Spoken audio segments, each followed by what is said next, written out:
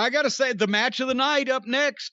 Our boys, they had a little bit more balls than maybe I've given them credit for in the past. Can you remember a match involving the Jurassic Express where Dwarf Dongsucker was so scarce and had less to do? I'm not sure. I'm pretty sure this one was it.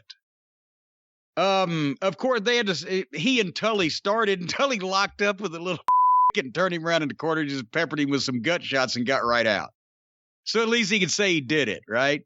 What do you think of JJ coming out with them? Oh, and JJ looks the same. I love James.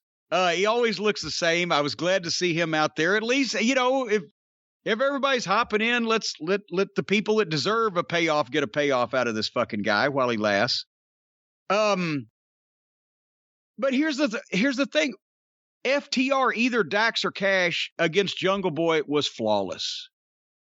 What were you saw the wrestling spots performed well, great timing, nice setup. They always perform at a high level.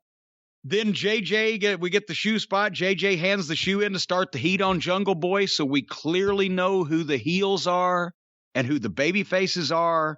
It was like suddenly wrestling broke out in the middle of this goddamn disaster.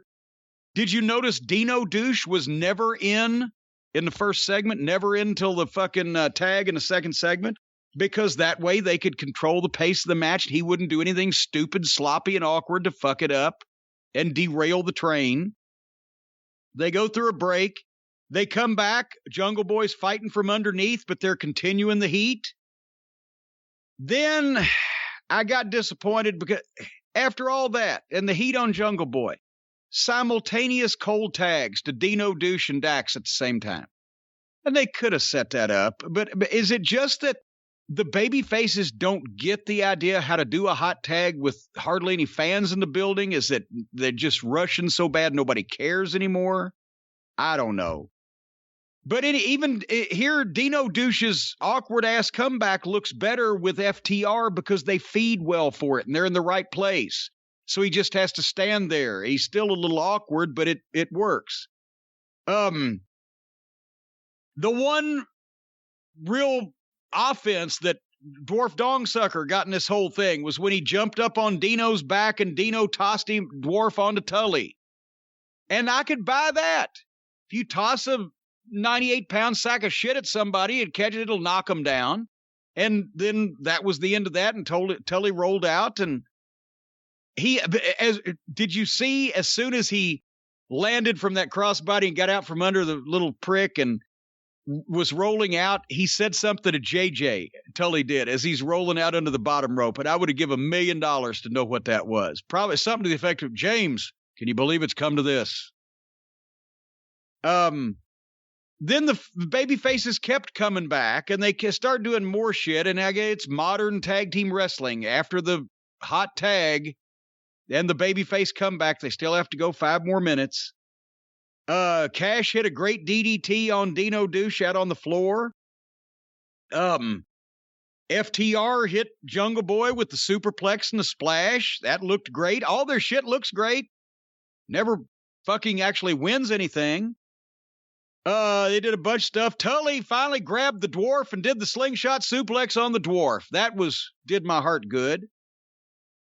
And Dino and Jungle Boy hit some kind of move, and then Jungle Boy dives out and wipes out a cameraman, who then gets up and hits Dino over the head with the camera.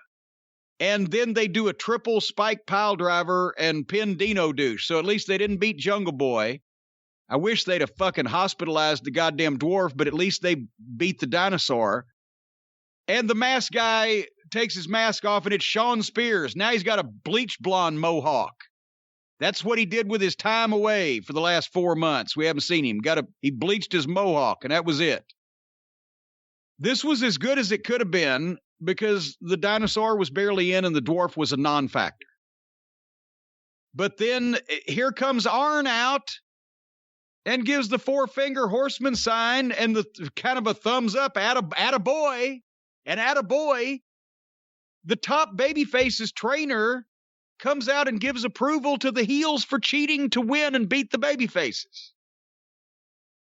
I don't understand. What'd you think? It was okay. It was nice to see Tully in there. I mean, he's 67 or whatever, so it's, he's old.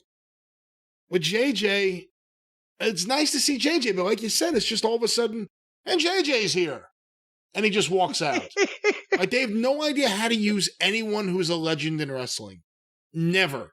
It's always stupidity. Yes, they do. Buy them a plane ticket, ask them if they'll come down and walk to the ring. That's how they use every legend. When the cameraman started interfering and the announcers didn't know what to say, oh, there was someone doing that. Well, what's the cameraman doing? They were all playing stupid. Excalibur, of course, being the leader, playing stupid there. Yeah. He's so good at it, though. When it was Shawn Spears, what a letdown. I'm thinking, who could this be? Who's going to be aligned with FTR and Tully? It's been so long since we've seen Shawn Spears that I've forgotten about him. And that's a good thing because he was meaningless in AEW. And now Shawn Spears is back, which is something that no one wanted.